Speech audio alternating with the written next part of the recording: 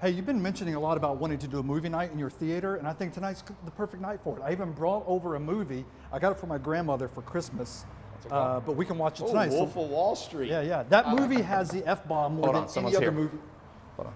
Wasn't expecting anyone. Hey, buddy, how you doing? Listen, sorry to bother you, but my car ran out of gas right in front of your house. There's a gas station about a mile and a half away. Could you give me a quick ride there? Holy crap! It's the dude from... Wait, are you? What are the? Are you the guy? Are you the Wolf? Are you Jordan? I am. Yes, I am. Dude, you were in We were just Watching my speaking about movie. you.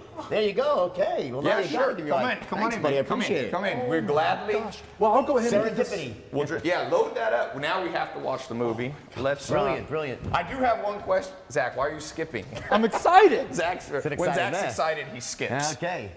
There So you go. yeah, let's jump in the car. One of the questions I do, I've been when I saw that movie, I was like, could this possibly happen to one man? Is most of it like the parts that you probably are wondering if they're true, they are true. Some of the stuff's not, but most of the crazy the boat stuff. capsizing, the That's plane true, crashing, your aunt dying? All true. Yep. And look at Lamborghini. All right. Well, you know the scene with the Lamborghini, right? By the way, you should let me drive because. Wait a second. what's I the- remember that's the scene No, where but you. What's the chance of it happening twice, right? There's no chance. I'm pre-disastered, right, buddy? You're a good salesman. I am, right? Believe me, you I won't. might you drive won't this be first. sorry. I might drive the first one, and All then right, from fine, okay. next time once we There come we go. I got to IOU was then. that was the I got a true rain check, thing right? where it was true, but listen, it wasn't a Lamborghini. It was a Mercedes. So was now it you're really safe. Quaaludes or what made him like Well, it the was Capra? Quaaludes, but it was the original, real Quaaludes, like these ultra strong Quaaludes from 1978 that had a delayed fuse. Long story, but it was a good one, you know? Do you remember trying to drive the Lamborghini or the Mercedes? I remember it like it was yesterday, but I also could say that I could pass a lie detector test. I don't remember hitting one car. Like I So drove. the whole scene where for you, No, you I don't just went remember. home and then you were like, I was like, thank God I made it home without a. I had no idea to this day I could pass a lie detector. I don't remember what happened. I really don't. you know what? Before we jump in, we'll jump in the car, but afterwards, I want to ask you a couple questions. You can come on my little radio show. Come on, yeah, give me gas.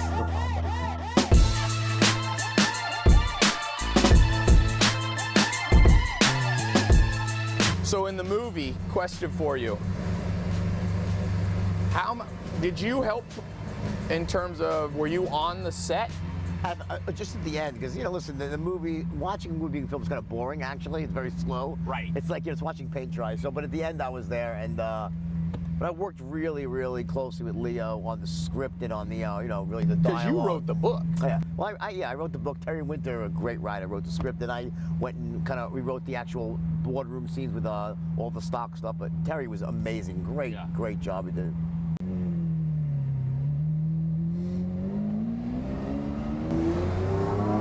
So now you're where? You're here in LA. Yeah, I'm on the beach, South Bay. Yeah. Nice. You've been all over. I was reading. You lived in Australia for a while. You lived. Obviously, you're from New I just York. got invited to Iran today for 4 days. Wow. There's speeches in Iran. Yeah. You gonna take that up? Yeah, absolutely. Why not, right? I used to say that my movie was a hit everywhere, but Iran and North Korea. Now I guess it's just North Korea. I was wrong. Nice. So what, at this point in your life, is it all excitement? Is it travel, adventure? Are you back in business? I know you've got your sales, A lot of consulting and programs. I'm fortunate that that my business has been great with speaking, consulting, and you get to a certain point. I mean, I've listened to the whole party craziness like that is a good memory. Right. But the things that make sense at 25 don't make as much sense at 55. Right. But so I look back at those days, and say, yeah, okay, I did it, But now I'm married, I got a great woman in my life, so very happy, But I'm always working on something. I always have a project I'm working on. I can't just sit still for more than a couple of days. I go nuts, right? This is it. This is good. Yeah, this car is pretty fun.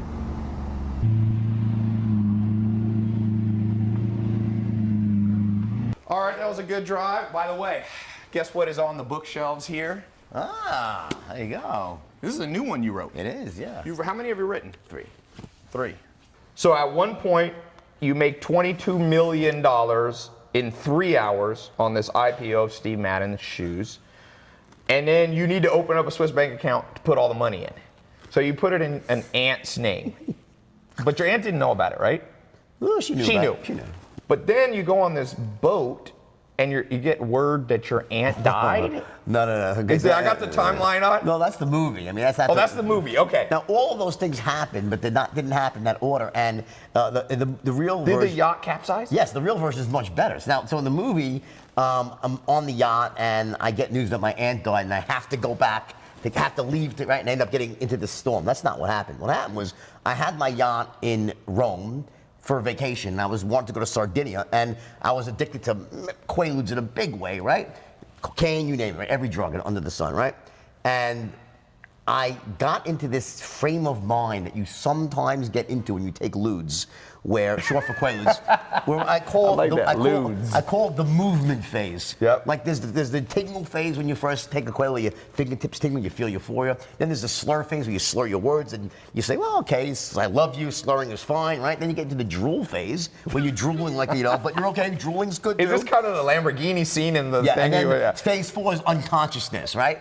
However, Not as good. There is a 5th phase, which happens once in a while, called the movement phase. That means you get like the drug-induced equivalent of ants in your pants. You can't sit still. It just so happened that as I was heading down the hill to Porto Cervo Vallarta, where the yacht was, I found myself in the movement phase, and there were white caps in the harbor, and when we got to the boat, the captain says, we can't make the crossing because there's a storm. And I said, I have to cross or I will die because I could not sit still. And I convinced the captain, unfortunately using my powers of persuasion. So this is where persuasion did you wrong, right? Correct. And I convinced the captain to take the boat because I said, Captain Mark, if we sit here, I will die in this. So I says, all right, we'll break some plates. I said, will we make it? He goes, we'll make it, but it's going to be really bad. I said, let's do it. It seemed like a great adventure, right? So I went up to the top deck, took 4 more ludes, fell asleep, woke up, and I was in 50-foot waves, and the rest, as I say, is history. 50-foot waves. Unbelievable. It was just a freak storm kicked up in the Adriatic, and we ended up getting rescued by the Italian Navy SEALs, which was amazing. And then what happened was they took us to Sardinia.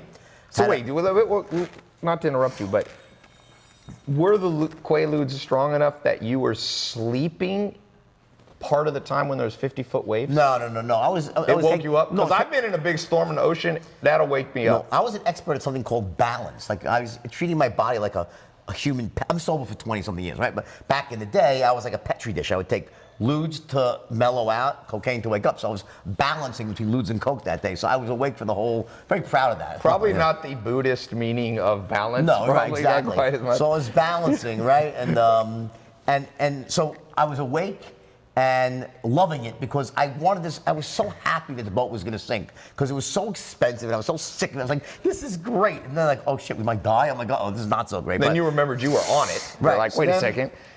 Anyway, we got rescued. And then what happened was, so 7 days later, we all had to buy everyone new clothes because all our clothes went down with the ship, right? The only thing we rescued was the Quaaludes, thank God, when the boat was going down. They should have put that in the movie. No, I sent my friend down for those. They were in the downstairs cabin. I said to my friend, you have the ludes? He goes, no, they're downstairs. I said, Rob, you get the fucking ludes, So Rob runs down.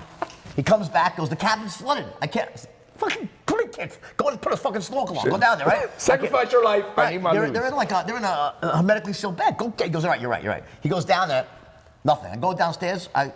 He sees me standing at the top of the stairs with his pants down. His ankles, pissing on the carpet. I'm like, Rob, what are you doing? He goes, I always wanted to do something like this. I'm like, Rob, just go get the ludes, right?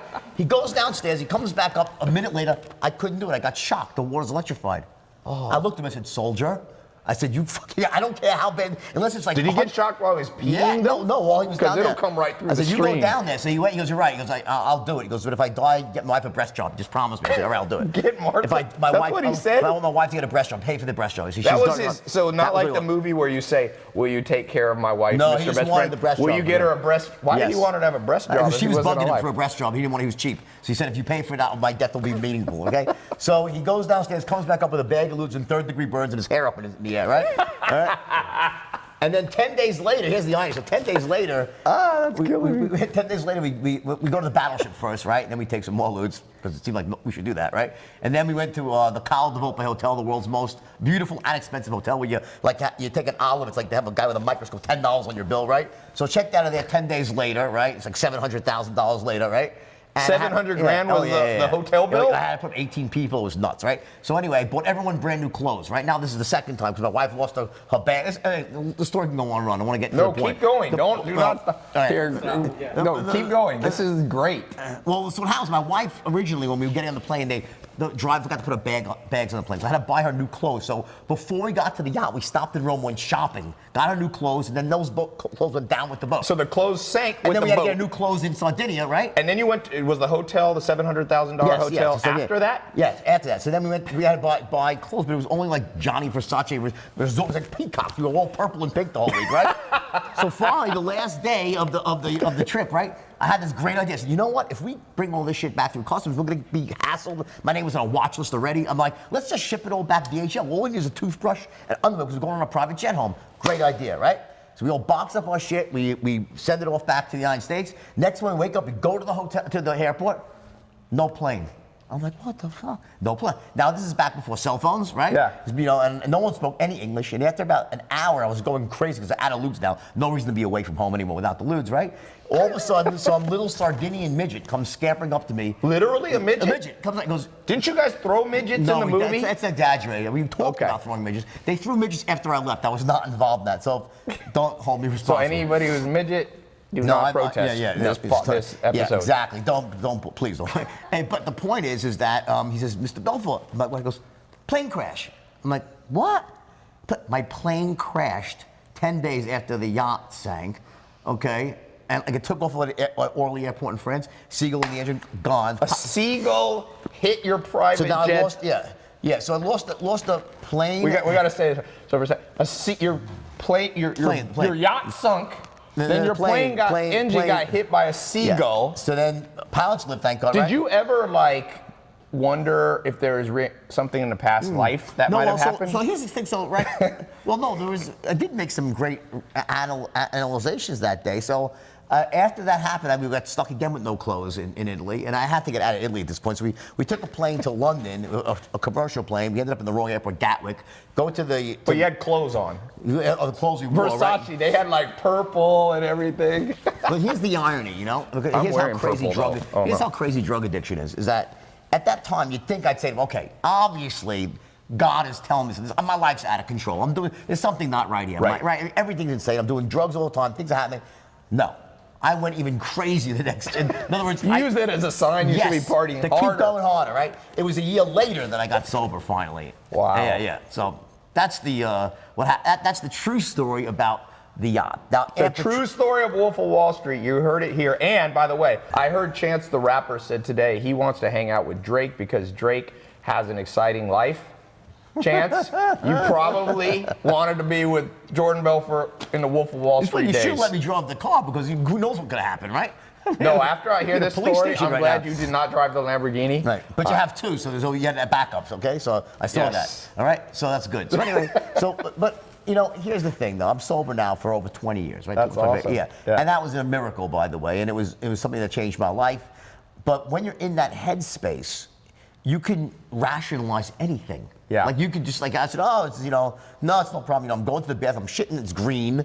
You know, my nose is bleeding. It's a disaster. Yeah. But you're saying, oh, it's not. It's my allergies. It's my like you could just So. In addition to having this amazing life, you also are a master at sales. So people watching, I get a lot of entrepreneurs. Keep in mind that pretty much everything's about persuasion. At the end of the day, I mean, you're always selling yourself. But I mean, I think that there's so many people out there that have great ideas, great concepts in their mind. But if you don't know how to verbalize that or express it to someone else, it gets locked inside of you. You can't express that value, that greatness, and you end up dying with your music on your lips. It's a really frustrating thing to go through life that way. So now this is something pretty rare. I rarely do interviews with a ton of notes, but I found your book and story so interesting that I was like, I'm gonna do extra detail. So you did homework, basically. I did homework. Well, I read the book. I try to read a book a day, and this was my book of the day. Okay. So you're a best-selling author, as people know. The book, the movie was adapted from your book. Mm-hmm. Leonardo DiCaprio plays you. It was nominated for an Academy Award for Best Picture. It's an amazing story. It also has the most uses of the F word in any movie, 569. Is that right? It's either 509 or 560. What's- Over 500 plus. Was that because you are from New York and people in New York just swear a lot? Combination of New York and Wall Street together is a deadly combination. It's like the most common word is the F-bomb, except for the word the. So it's, neck and neck. If you would have had a sailor story, that would have been, you could have combined Wall Street, New York, and sailors. So for those people, I think almost everybody's seen this movie, but you worked at first for this L.F. Rothschild, working for a guy, Mark Hanna. And you got into the whole sex, drugs, and rock and roll world of Wall Street. Why'd you leave?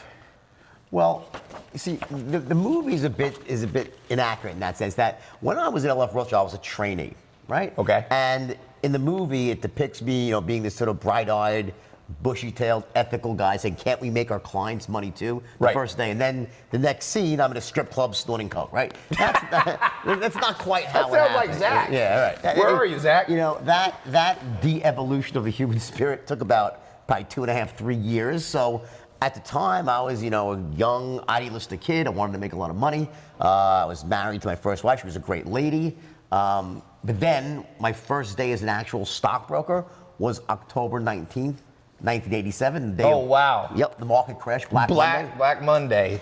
And I watched in shock and awe as the market went down 509 points in a single day. And Rothschild. Were people committing suicide back then? Any brokers jumping off? Yeah, if one or two jumped out, they probably would have jumped anyway. But the point is, If they were just in a it's always a jumping jumper mood. here and there around the world, right? But the point is that Wall Street basically shut down for a time. And if you're probably a bit younger than me, I think you're definitely younger than me. It was perceived back then that this would be the beginning of the next Great Depression. That it wouldn't just stop there; it would cascade into the whole economy, and it didn't. So.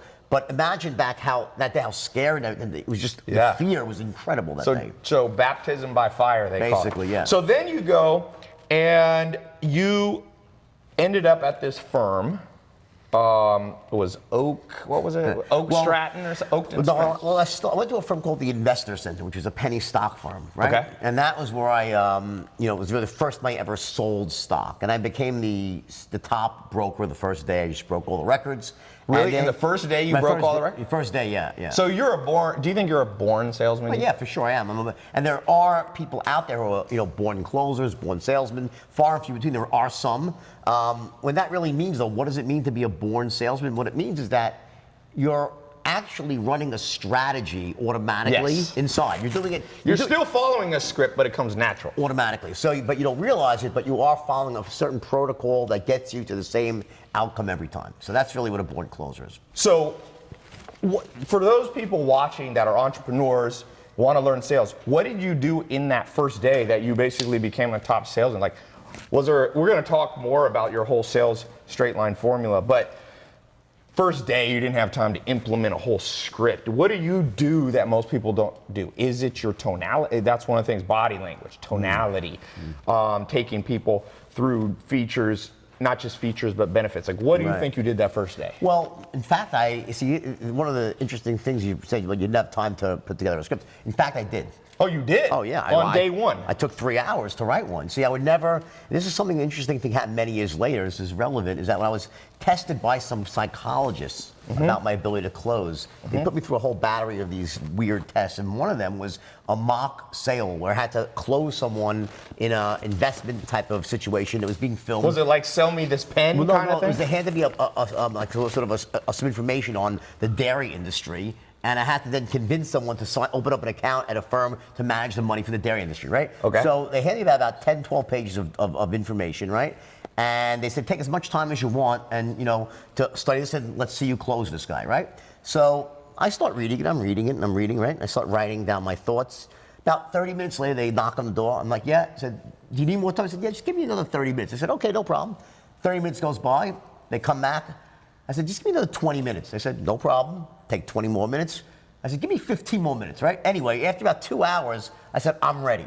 And I had wrote myself a really, really, not an exact script, but pretty close to a really killer script with sort of, how I would actually engineer the sale from start You were to selling finish. penny stocks. No, at the this beginning. is I'm talking now is recent, many years later. recent, okay. But I want to tell you this because it's relevant. Now, this is this is like, I think 2010 that this happened, Okay. right? With psychologists being filmed. Oh, okay, this is the and later they called in test, some yep. guy who was an actor, and he was supposed to be the CEO of a dairy company, and I was supposed to close him.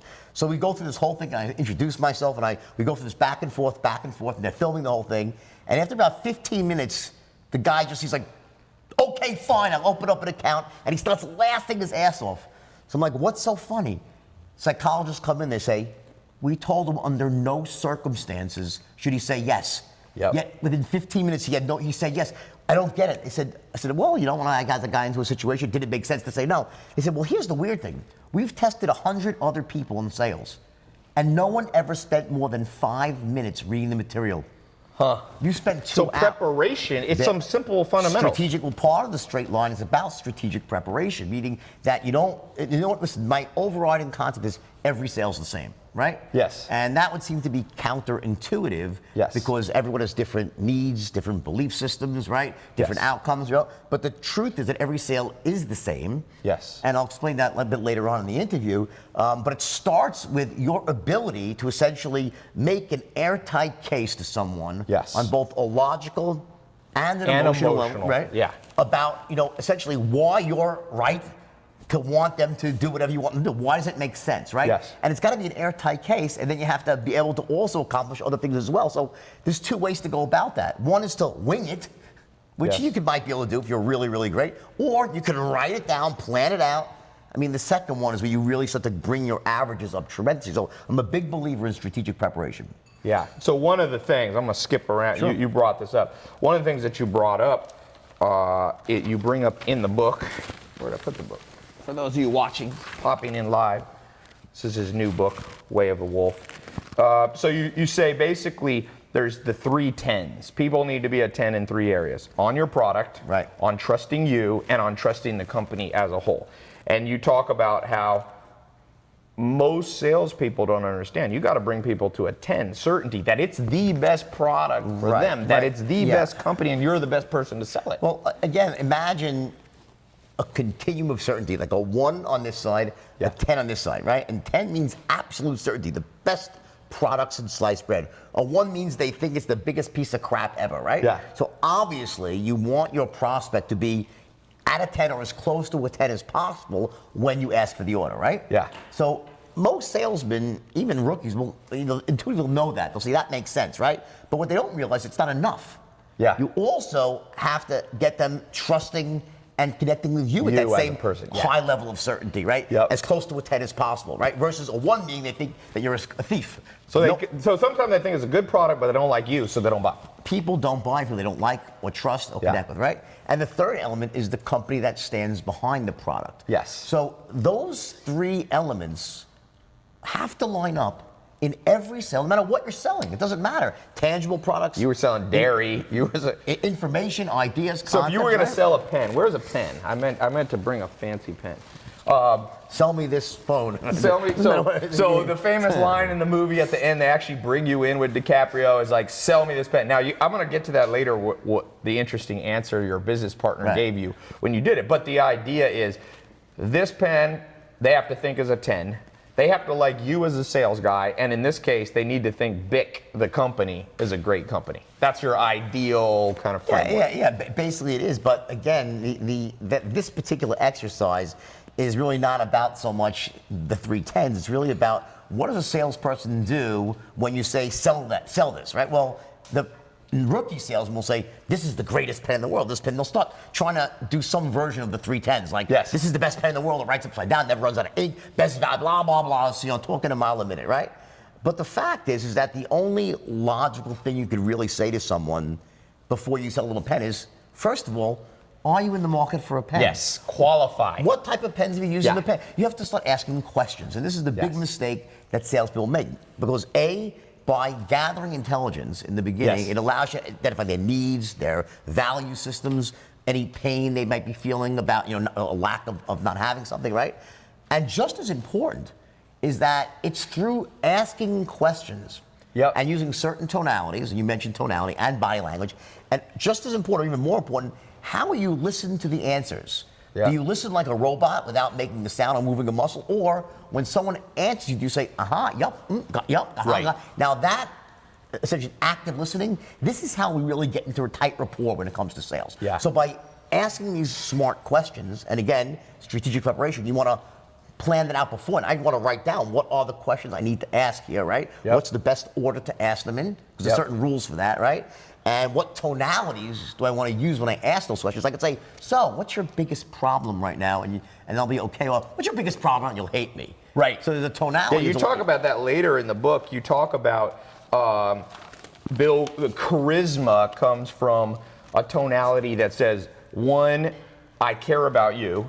2, I understand you. Rapport, And 3, I feel your pain. Yeah, exactly. You're talking about how Bill Clinton was great at that. People felt like, oh man, this guy gets me.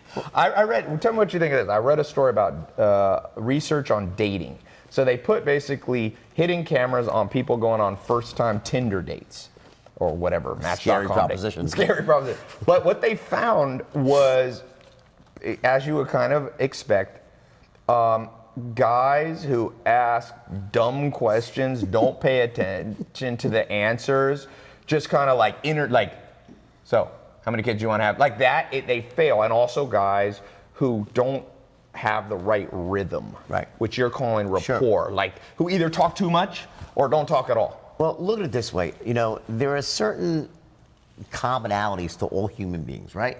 When it comes to rapport, getting into rapport, both in a business setting and in a personal setting, but it really boils down to 2 things. Number 1, that you care. Yes. That in business, you're not just there to make a sale to earn a commission. You actually care about the person and you want to get the outcome they're looking for. That's number 1.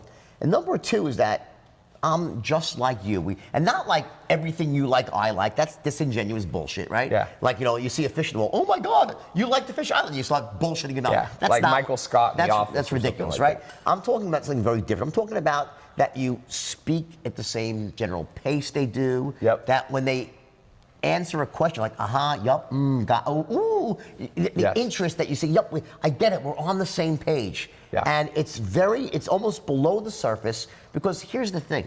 Imagine, you just meet a salesman, you're a prospect, right? And the salesman looks at you and says, I really care about you. And you'll say, what the bullshit you care? You want to make it, the word, see, in the beginning, there's no words you can say, I care about you. Over time, of course, you give great service, you have a relationship. Yes, you can tell someone I care, and I've proved that. But in an initial contact, that's so disingenuous. So how do you get that across? Through tonality and body language. That's how you do it. Yep. So why do you think, what is it about us humans that for the most part, sadly, we only learn through massive pain? Well, this is a truism for sure, because I think, when it comes to values, right, value changing, I've done a lot of studying of that, various types of psychology, NLP and stuff, and one of the things that they say is that, there's either really one of 2 ways that someone really changes their values. One of them is through massive work and introspection through years of therapy, right? That's one way. The other way is with a painful event. Yeah. Something that happens to you and causes you to essentially reorder all the meanings that you've had from past experiences, how you apply meanings, and in that moment, you can make these dramatic shifts. That did happen to me. It happened to me when I went to jail and when I wrote my first book. I had this moment where I was able to really, really sort of become the person I was before it all happened. Like the kid that my parents had sent out into the world. I was a good kid. I was a great student. Never got in trouble. When I went down to Wall Street, I was idealistic. I didn't want to. So do you think it was the environment? You're idealistic. You get dropped in Wall Street. There's money flowing around. There's sex, drugs, rock and roll. It's just because I do believe. One of my mentors, Joel Salatin, told me that the system trumps individual self-control. The problem with that is that makes me a victim, but I don't believe in being a victim. No, not a victim, because you could have left New York. Well, here's the thing. So there's no doubt that the environment can be toxic to certain people, right? But to many people, it's not toxic. So obviously, I think with myself at least, there were some things inside of me despite my parents being good parents and despite me not getting in trouble before, I had certain insecurities. I think we all enter adulthood with certain insecurities. Right. And, you know, sort of not feeling that we're as great as we, like other people might think we are. So here's what happens. When, you know, we see it in Hollywood a lot and in the music industry where you have these young stars, they go like when Britney Spears went bananas for a while. Now she's normal again, great, Yeah. right? So, you know, what happens is that, you know, when you're growing up and when you're in your early 20s and you don't have everything you want, you say, you know what, I don't have everything I want because I'm not successful yet. My life isn't the way I think it should be. So I understand that there's still pain and you can justify it. It makes sense. Yeah. But then what happens is when you all of a sudden become filthy rich and famous and successful, you still have all the pains and Yes. insecurities. So it exaggerates well, what no, was but deep now in- you're like, oh my God, wait a second. I have the success, I'm picturing it the way I want it, but I still don't feel good. And that's when the panic sets in. Huh. Because now you have So no, you got all that, but you didn't feel it? well, what happened was when I discovered the straight line system, right, which is really the topic of the interview, is when I cracked the code for teaching people how to close. Yeah. That was the game changer, right? I had stumbled upon a niche in the market, right, which was selling $5 stocks to the richest 1% of Americans. And no one had ever done it before. And that was a really lucrative niche. But what enabled me to build Stratton was I came up with a new way of training people how to close. And that system, the straight line, was so powerful and effective that within days of inventing it, it allowed me to take any human being, any old, young, regardless of their race, their age, their creed, their color, their socioeconomic background, their educational status, didn't matter where they came from, could have been Harvard or Hell's Kitchen. I Yeah. could take them in a couple of days. Even if they weren't natural salesmen? Absolutely not. That was Because the you point. talk about it in the book, you took people the point. in weeks and made them into The people that... world-class Yeah. closers, right? And the point, and to bring up that whole idea of a natural salesperson, what I essentially did was I was able to take the strategy that I was using automatically, slow it down, and put it into a step-by-step formula Yeah. that could be essentially transplanted and inserted into anybody else with just a little bit of work. And to this very day, I still teach it around the world. And what it does for people, it changes people's lives because there are so many people out there that are brilliant, talented, hardworking, Good- success-oriented. yeah, good and businesses they've launched, But they yeah. just don't have that ability to get their point across. And what happens is, look at it this way, every idea has a certain intrinsic value, right? Mm-hmm. But how someone else perceives that value is Yes. either multiplied or divided by the person who's explaining it. Yeah. So if I explain the idea, they're gonna think it's a great, if someone who's terrible at selling, they'll think it's a shitty idea. So imagine, I said this a minute ago, all the people out there who are these brilliant, hardworking, smart people, they wanna make money, they wanna provide for their families, they wanna help their parents, their communities, right? Great intentions, and they have great ideas, but they lack this one skill, Yeah. and they struggle. Yeah. And to me, it's the craziest thing, because here's the thing, it's learnable. It's a Yes. learnable But it's thing. not, it's one of those things they should have taught us in high school. They should have They- junior high. I always say if it's important, they forgot to teach One it of to the us. best clips on the internet, you should really play this. Yeah. Play it later on, right? Yeah, we can cut to this. Warren Buffett was doing a speech with Bill Gates about maybe 10 years ago, and he was asked by a college student, what can we do as students to make ourselves more valuable in the workplace? So you'd think Warren Buffett would say, learn how to pick stocks, learn how to investments, you know, whatever he would say, right? Not what he says. He says, go out and take a course in sales and communication. Yeah, he did. Dale Carnegie changed his life. There you go. And that was Yeah. the point. Because he took that. He says, I took Dale Carnegie, changed without that. You know what he'd be without that course? Yeah. He'd be the richest money manager in Omaha, Nebraska that no one ever heard of. Yeah, and he met his wife that way. The love of his life. Because without the ability to influence and persuade, Yeah. you can't put yourself out there into the world and be known for what you really are. Yeah. And We're it's- going to put a link, by the way, tylopez.com/wolf. So if you go there, we're going to have links to more advanced stuff that Jordan does. And so yeah, tylopez.com/wolf. And that will take you right to this. And of course, I recommend you can buy this book. I read it word for word, cover to cover on last night before you came. Excellent. So let's go into this for a second. So in terms of, there's so much here. Let's check out all these notes. I want to get to the most important things first. We talked about, We got the drugs out of the way, which is the most. we got the entertaining stuff. We got the boat.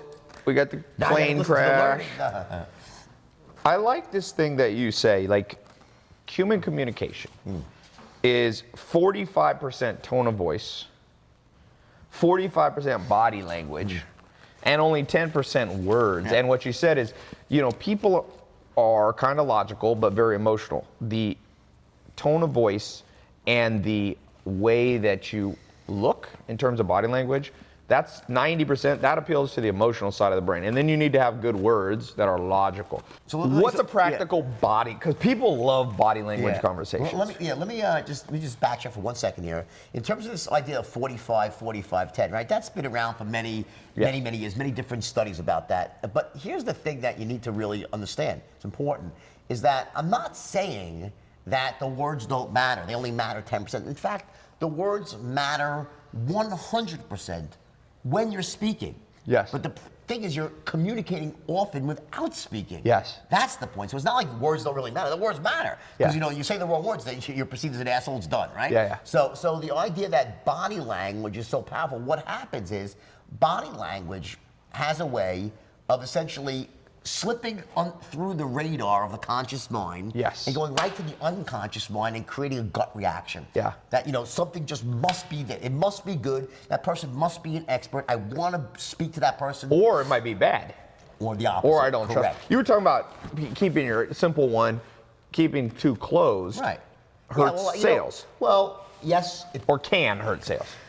or they could just be cold, right? So seriously, because you don't know. So the point is that, No, but if you're the person doing the sales. well, I wouldn't be sitting here like Yeah, this. you probably wouldn't be Right, here. that's But obviously people very- do that sometimes. Yeah, that's a very aggressive. It's also an aggressive, sort of angry pose to be as a salesman. And resting bitch face. You hear that at RBF. I know. Where That's sometimes terrible pretty thing, women, but- you know, not pretty women, I guess men maybe do it No, too. there's but- RAF, resting asshole face. That's what guys have. Is that what it is? Yeah, resting So asshole face. Raf and Rebuff? Yeah, exactly. And so where people sit there and like you see it at a club, I've seen it, and then you go up and talk to the person, and they're like, terrible affliction, resting bitch face for a girl. Because imagine a girl, right? And she's sitting there and she's sweet as sugar. She like just has great things to tell you.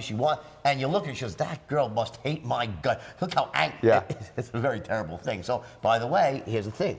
That can be controlled. Right? Yes. In all seriousness, you know, we make a joke about it, but whether it's resting asshole face or resting bitch face, guy or girl, there's so much more to it than just sort of how you are addressed. It is how you interact when you meet someone, the smile, your eye contact, how much eye contact you make, how close you stand to someone. You right? said in Japan, you should stand closer. Well, You said they do, yeah. 75%. Right, exactly. Wasn't that your rule? 75%? Well, 70% eye contact. eye plus, contact, Right. Well, yeah. because think about it, and by the way, you know, a lot of that stuff is not my material. Just Right. seriously, you know, That's a general well, research. The straight line is mine, but some of the stuff with body language, that was really well studied by psychologists, where they actually did tests with people, and they came up with these numbers and these things that are just sort of just truths, right? And one of them is that if you stare at someone nonstop, well, it's like a Mexican stare off.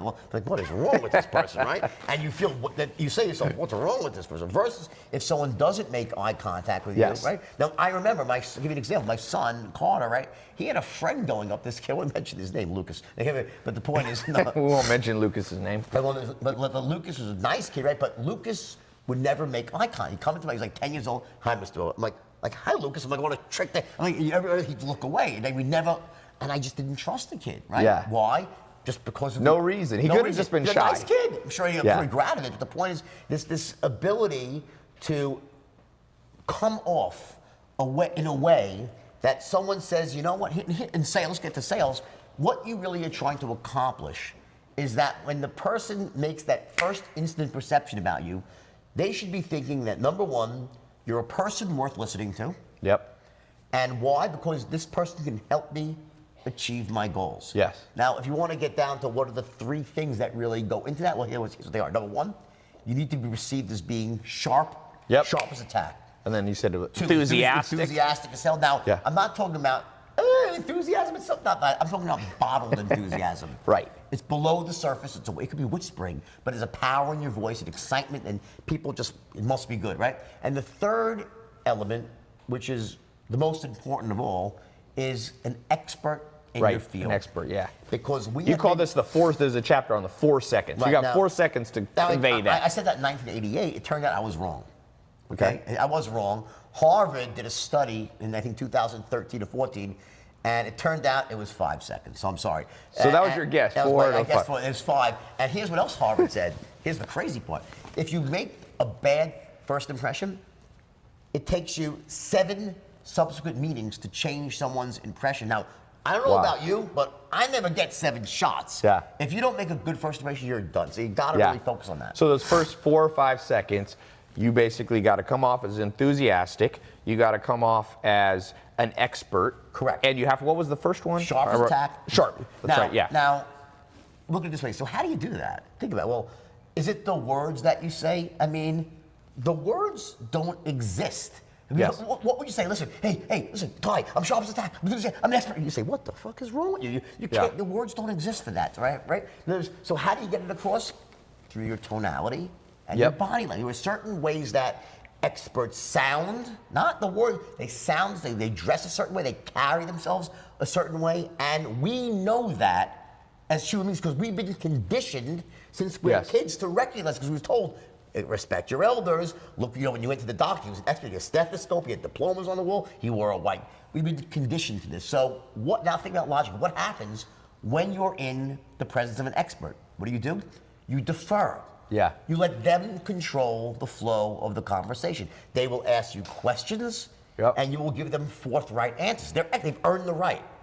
So if you're perceived as an expert, it gives you the opportunity, it opens up the possibility for you to control the flow of the conversation. Yeah. And once you've done that, now you can go about making every sale the same because you're guiding the process. So the only way every sale can be the same is you're perceived as an expert, and then you use that perception as an expert, not to talk, but then you start to ask questions, smart questions, using the intelligence gathering tools, right? And then by doing that, you also ask them in a certain tone of voice and with your active listening that gets you into ultra tight rapport. Yes.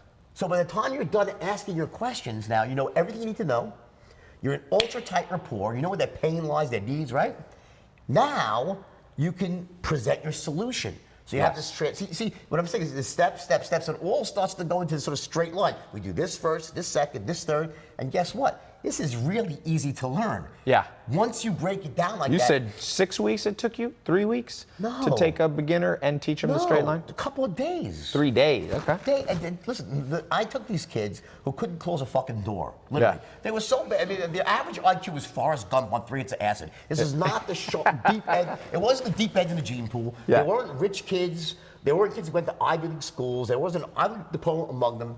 These were kids, they were lower middle class kids from New York and Long Island. They were kids that weren't told by their parents they were capable of greatness. Yeah. And any greatness they naturally had in them had been basically beaten down, conditioned out of them since they were born. First by their parents, then by their teachers, by their own friends, by their experiences from not feeling special, not acting special.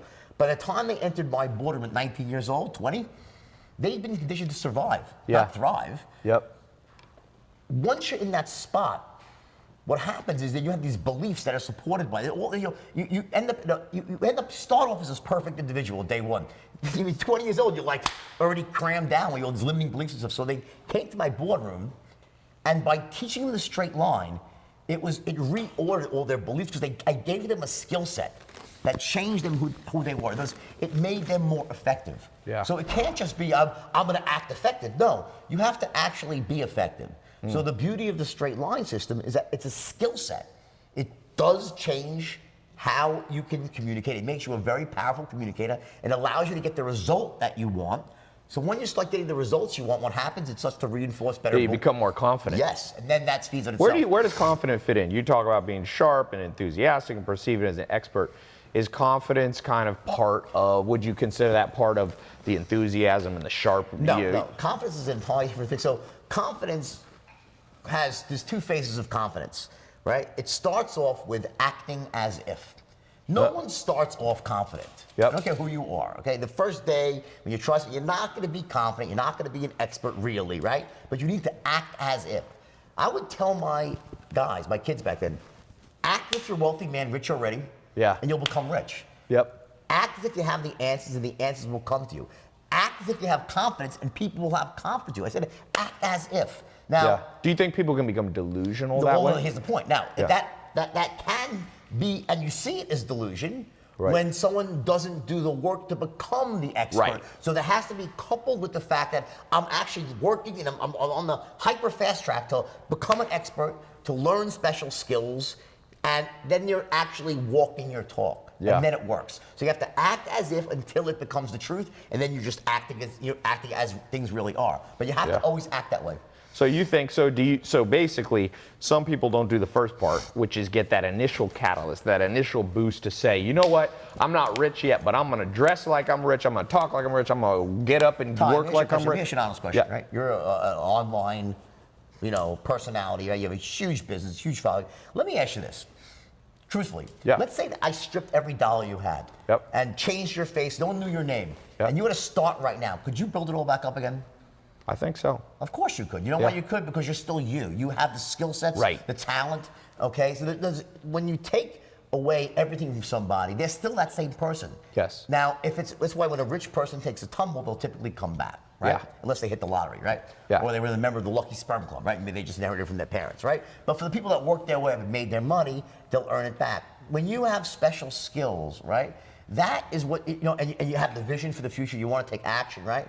That's what it takes. It's about special skills. People don't realize how much of success is not an accident. It's about people that have these extraordinary skills and they take action. Yeah. So I'm a big believer in learning skills. Like you read my first book, right? Yes. Well, when I first tried to write, I was a terrible writer. I taught myself to write by Wolf of Wall Street was your first book? yes. I never wrote before. I couldn't. When I first tried to write, I was a terrible writer. How many copies have sold? Millions of copies, right? Wow. So how did I write Wolf of Wall Street myself without a ghostwriter? I picked up a book called Bonfire of the Vanities and started reading it. Tom Wolfe, I'm sure you've read it, right? Yeah. And as soon as I started reading it, I'm like, oh my God, this guy's the best writer in the world. I want to write like that. And I used his book like a textbook. I took out my highlighter and I broke down his strategy for writing and I Yeah. practiced before I wrote the book. I said, let me first teach myself the skill to write like Tom Wolfe. And that's what I did. I spent about 6 or 7 months with 18 hours a day studying. Really? Oh yeah, yes, to the point where I could recite the whole book verbatim. Okay, seriously. So the point is that I learned how to introduce characters. It's almost like it was a mentor. The book was your mentor. And my model. Yeah. And then I wrapped it up with Hunter S. Thompson because I figured it made sense because of the drug use, right? So but I used those people. And then when I was reviewing the New York Times, they said the book sounds like Hunter S. Thompson and Tom Wolfe. So it was amazing, right? That I accomplished my mission and turned myself into a writer. But here's my point. So you basically reverse engineer. You see, I interviewed Kobe Bryant, did a little interview, and he said you got to go to where great people who Yes. have created greatness before and reverse engineer it. Look at it this way. Look at it. I couldn't have done it without that skill. Yeah. If you want to go out there and succeed in the online world, you need to have certain knowledge and skills. One of them is going to be the power of persuasion and Yes. influence. It's a uniform skill in everything that you do. Whether you're a Bill Gates who convinced IBM to give you the rights to supply before you even owned it and convince someone else to sell it, right? Yes. Whether you're a Steve Jobs, goes without saying, right? It's this ability could be just to sell your vision for the future. Yeah. To sell people, employees to come work for you, to sell venture capitalists on giving you money, to sell your friend's dad, a regular entrepreneur, to get someone to invest in you. That's persuasion. Yeah. It's a linchpin skill to success, and that's why Warren Buffett said, if you want to succeed, you better learn how to persuade and communicate. 80% of billionaires is a good book. Just did research on billionaires, and it basically said 80% of billionaires, before they got to their final company, they were learning sales first. They were Ray of Kroc course. started McDonald's. He was a traveling milkshake salesman. Great movie. You see the movie? Yeah, they do. That's It's a great a movie. And Michael Keaton. It just goes, and the commonalities there was great salesperson, vision for the future. Yep. And the ability to move through the setbacks. In other words, to Yes. not take no, to not get demoralized when things don't go your way.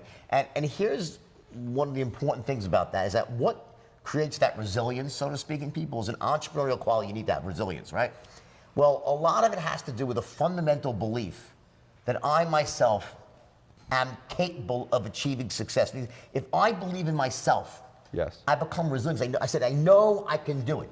What happens with most people is when they really get honest with their heart of hearts, they say, I don't really think I got what it takes to be successful. I don't Yeah. really feel like I'm that sort of. I can't see myself being rich, and because of that, Yeah, that is for sure the number. Well, the average person watching is like, I get it, but I don't think I can do it. What's your answer to them? My answer is that, you know why? You know what? Study the straight line system, okay? Yes. Become an expert closer and watch how it changes. Because here's what happens.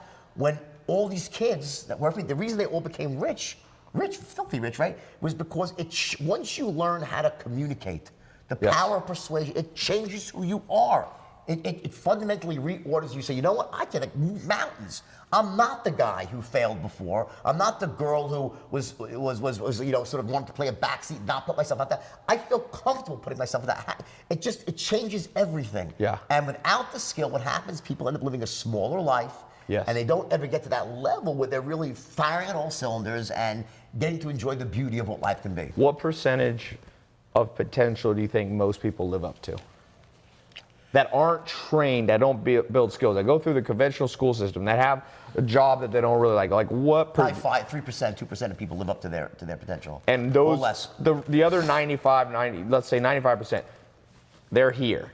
How much, if you were able to train them and they were to be able to get the right mentors, how high do you think this thing could go? 20x, 30x, 5x? Now remember this, how you define success is very different for every person.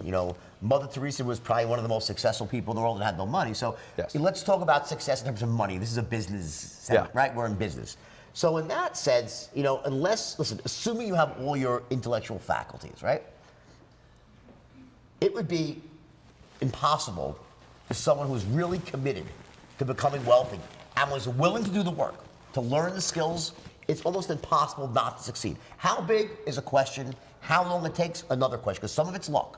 Meaning it might happen in 6 months or it might take 3 or 4 years. When I got out of jail, everyone was saying, oh, you're going to be rich again. And I was like, yes, that's true, but it might take me 5 years. Yeah. Because I'm not cutting any corners this time. I'm not going to sacrifice my ethics. Yeah. I'm going to do it right. I'm going to do it every step by step. How did that feel? You step out of jail, you had seen it all. You had yachts, you had private jets. You didn't even care if your yacht, you had so much money, you didn't care if the yacht went down. How does it feel because a lot of people watching, you have to start over. So you walk out of jail. What's the feeling emotionally? Are you a little scared, completely confident? What's the state of mind?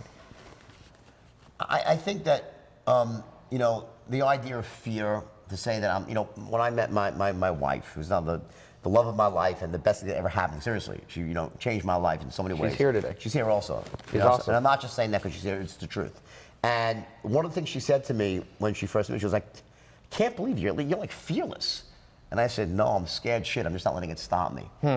So there's a big difference. So I think smart people are scared. So you had some fear. Okay, everyone has fear. Yeah. Okay, that's what courage is all about. Moving past. Without fear, there's no courage. Okay. Yeah. In other words, of course I was scared. Of course I felt terrible. What was your biggest fear?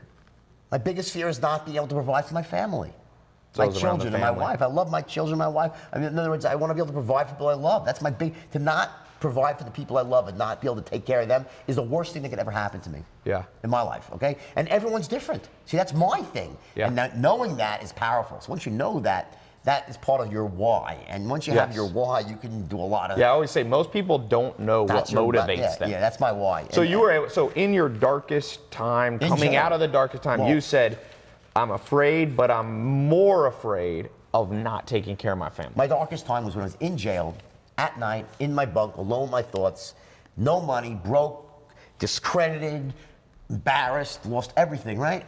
And and the people say, how'd you learn how to write, come out of jail? And I said, you know how I did it? When I closed my eyes at night, I'd see the faces of my 2 children.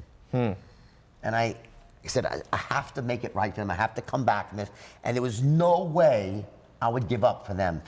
We'll always do more for someone we love unconditionally than we'll do for ourselves. And that's where you draw your power from and your self-motivation from the why. Why do I want to succeed? Why do I want to be rich? It's, why people will do insane things for religion. Because if you believe in something else, gotta be not yourself. You Yeah. only go so far for yourself, but you run through a wall of fire for your child and your loved one, right? Very big differences. So that was what propelled me. And also, the fact that, I got honest with myself. I knew, a lot of people go, I was, they conspired against me, I'm innocent. I was fucking guilty. Yeah. I took a great thing. Forget the idea about selling $5 stocks. That was a great idea. That wasn't illegal in and of No, itself. it's totally legal. I took the straight line system, which was the most powerful system for persuasion ever created. And it is, by far, nothing even compares to it, right? It doesn't. And I took that system and I bastardized it. I taught it to people so they could go out and commit mayhem.